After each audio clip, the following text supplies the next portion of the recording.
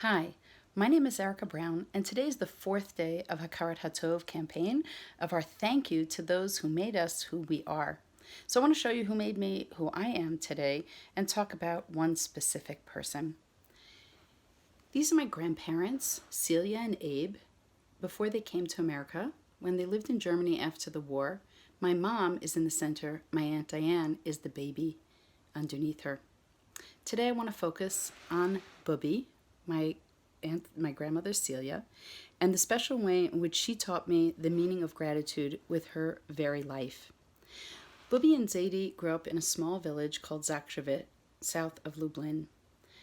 My grandfather was a Schneider, a tailor. My grandmother was a seamstress. My mother was born before the war, and my aunt after the war. The Nazis came into Zakshevik, and they rounded up the entire village, and they shot everyone on one day. My grandparents, because of their professions, had run away and tried to seek shelter with their patrons, with the clients who had them sew.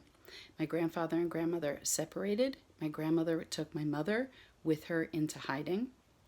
And there are many interesting and sad and inspiring stories of their hiding. My grandfather ended up walking into Auschwitz because he had nowhere else to go. My grandmother, on the other hand, was brought into Auschwitz. My mother was removed and ended up in a camp, in an orphanage in Lublin. My grandparents had the joyful and miraculous incident of being reunited.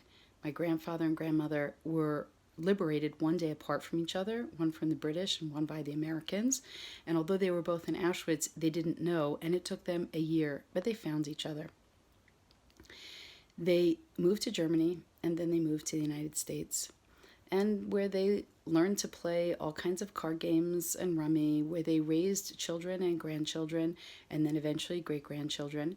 My grandfather died 95, and my grandmother at 100, and they were fiercely loyal. We saw them virtually every day growing up, and they spent many years and many months of every year living in my home as an adult and caring for my children the way they cared for me. And in fact, on my grandmother's 100th birthday, and she died only a few months later, we all gave her a rose and told her ways in which we learned from her and blessings that we gave to her. And it was a chance that I got to thank her for raising my children the way she helped raise me. And here's the lesson of gratitude.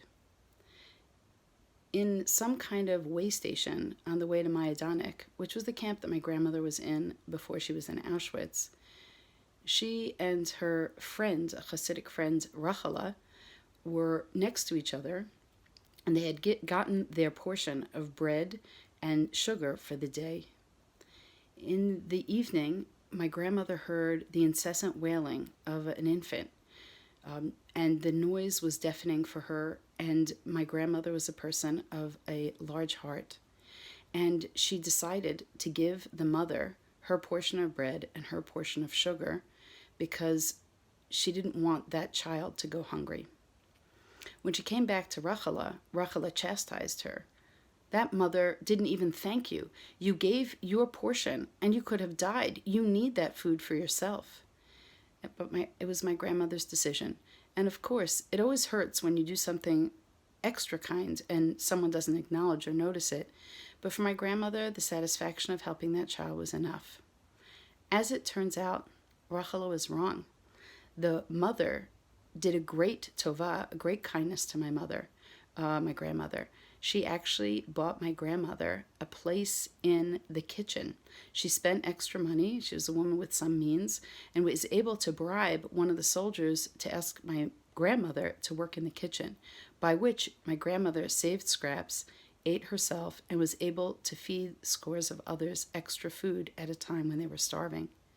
So I think about that often.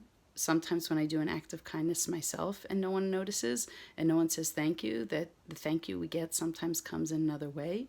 But also channel my grandmother when I think about other people in need, and I think about the important acts of service that we do, small acts of compassion that actually sometimes can save our lives. It saved her life, and I'm forever grateful.